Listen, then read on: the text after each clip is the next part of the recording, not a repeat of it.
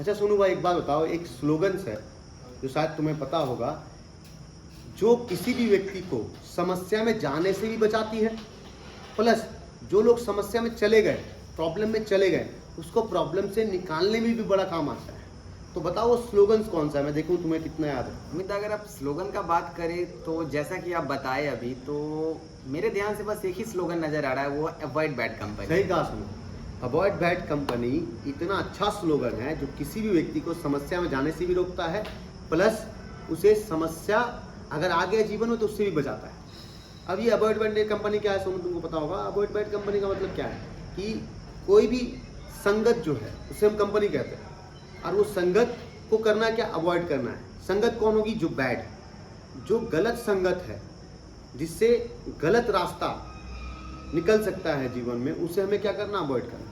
और इससे हमारी जीवन नहीं बदल सकती 100%। अगर मैं गलत रास्ते पे हूँ तो मैं क्या करूँगा, मैं बैड कंपनी को अवॉइड करूँगा। मतलब जो मेरे संगत है अगर वो सही नहीं है तो मैं उसको क्या कर दूंगा, अवॉइड कर दूंगा। मेरा कितना भी अच्छा मित्र हो, मुझे करना क्या, अवॉइड करना चाहिए। भाई नहीं चाहिए ऐसे दोस्त जो मुझे गलत रास्ते पर भटकाता हो।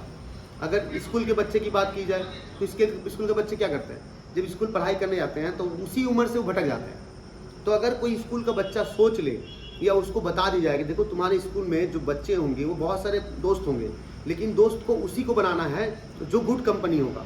बैड कंपनी को दोस्त नहीं बनाना। मतलब जो पढ़ाई लिखाई नहीं करते उनसे दोस्ती नहीं करना, वो बैड कंपनी है। जो सारा दिन घूमना फिरना पसंद करते वो बैड कंपनी है, उनसे दोस्ती नहीं करना। जो ज़्यादा पढ़ाई करते हैं वो गुड कंपनी, उनसे दोस्ती करना। तो ये गुड कंपनी और बैड कंपनी का कंपेयर बताना बड़ा जरूरी है परिवार के लोगों को, ताकि बच्चा गलत रास्ते पर ना चला जाए। प्लस हम लोगों को भी समझना है कि हमारे जीवन में जो मित्र है, दोस्त हैं, वो कैसी होनी चाहिए, हमारी संगत कैसे होनी चाहिए, गुड कंपनी और बैड कंपनी। हर वो लोग, जैसे कि इस उम्र में क्या होता है, ज़्यादातर लड़के जुआ खेलने, गेमलिंग करते हैं, सारा दिन गेम खेलते रहते हैं, सारा दिन लड़की के पीछे भागते रहते हैं।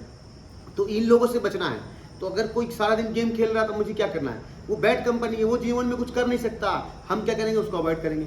जो सारा दिन लड़की लड़की लड़की करता रहता है वो क्या है, बैड कंपनी है, उसको हम अवॉइड करेंगे। जो सारा दिन ताश खेलता रहता है वो क्या है, बैड कंपनी है, उसको अवॉइड करेंगे। गुड कंपनी क्या है, जो सारा दिन अपने ऊपर फोकस डालता है, जो खुद के लिए कुछ करने की कोशिश करता है, जो मेहनत कर रहा है, जीवन में ज़्यादा पढ़ाई कर रहा है, जो सफलता के लिए बार बार कोशिश कर रहा है, ये गुड कंपनी है।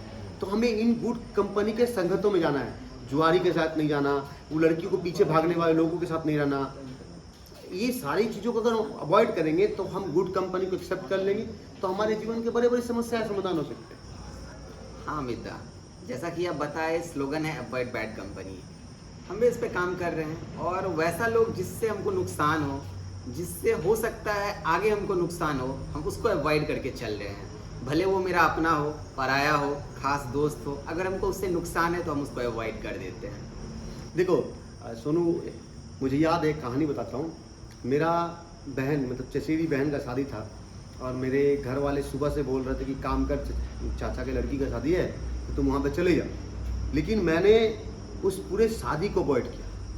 क्यों? क्योंकि मुझे पता था कि वहाँ एक बैड कंपनी है। अब बैड कंपनी क्या है कि मेरे चाचा के लड़के हैं, कुछ चाचा का ऐसे भी लड़के हैं जो मेरे उम्र के हैं, अब वो लोग नशा करते हैं। तो मुझे इतना पता था कि अगर मैं वहाँ पर सुबह चला जाऊँगा तो मेरे चाचा के लड़के मिलेंगे, तो वो लोग मुझे क्या बोलेंगे कि भैया चलो थोड़ा सा पी लेते हैं, ज़्यादा नहीं, थोड़ा सा पी लेते हैं। तो मुझे ये पता था कि मेरे शादी में जो बैड कंपनी है मुझे उससे बचना है, तो उसे क्या करना पड़ेगा, मुझे अवॉइड करना पड़ेगा। वो मेरे चाचा की लड़की का शादी हो, उससे क्या फ़र्क पड़ता है। मेरे लिए good company is a good, bad company bad है। जहाँ बैड कंपनी होगी, वो हालात जैसा भी हो, मुझे कोई फ़र्क नहीं पड़ता, मैं उसको अवॉइड करूँगा। मुझे याद है मैं शादी को पूरा अवॉइड किया। रात को लगभग 10 बज रहे होंगे, तब मैं अपने एक दोस्त को साथ में लेकर गया, और मैं जब शादी में पहुंचा तो शादी में सारे लोग हैं, सब मुझ पर गुस्सा हो गए थे कि अमित तुम इतना लेट से आए। लेकिन एक चीज़ थी जो मुझे बहुत अच्छा लगा कि गुस्सा हो गए, ठीक है, लेकिन किसी ने मेरे बारे में गलत नहीं कहा। क्योंकि अगर मैं शादी में सुबह ही चला गया होता, सुबह से पी लिया होता या पीते हुए मुझे देख लिया होता, तो क्या होता। देखो, सब कोई कंट्रोल कर सकता है, जरूरी नहीं है। मेरा फंडा है कि हो सकता है कि ऐसा हो जाए तो भी गलत है। मेरे लिए सबसे बेस्ट है कि अवॉइड करना। तो मैंने उस पूरी शादी को अवॉइड किया।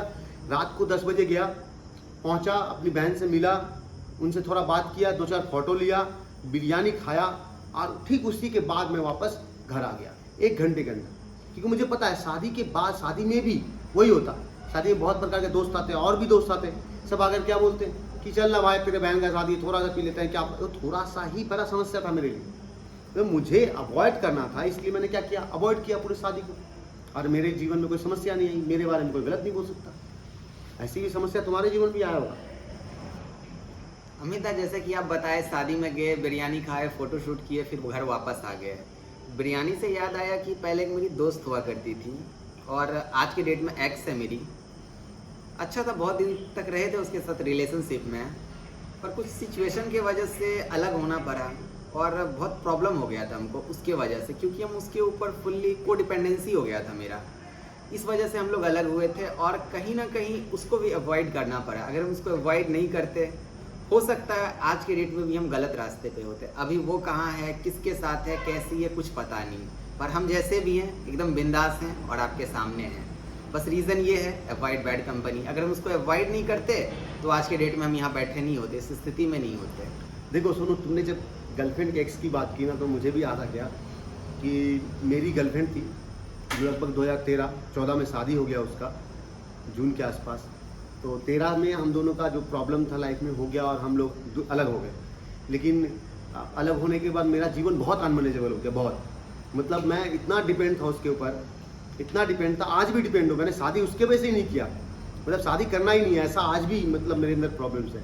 लेकिन जो अवॉइड बैड कंपनी, मैंने उसके लिए, जब मैं अनमैनेजेबल था, मैं मेंटल प्रॉब्लम में था, तो मुझे बचना था, मुझे नॉर्मल होना था। तो मुझे नॉर्मल होने के लिए क्या करना पड़ा था, बैड, अब ABC प्रैक्टिस करनी पड़ी। मैं जानता था कि उसकी शादी मेरे घर के पास में हुआ है, तो मैंने क्या किया, अपने शहर को ही छोड़ दिया।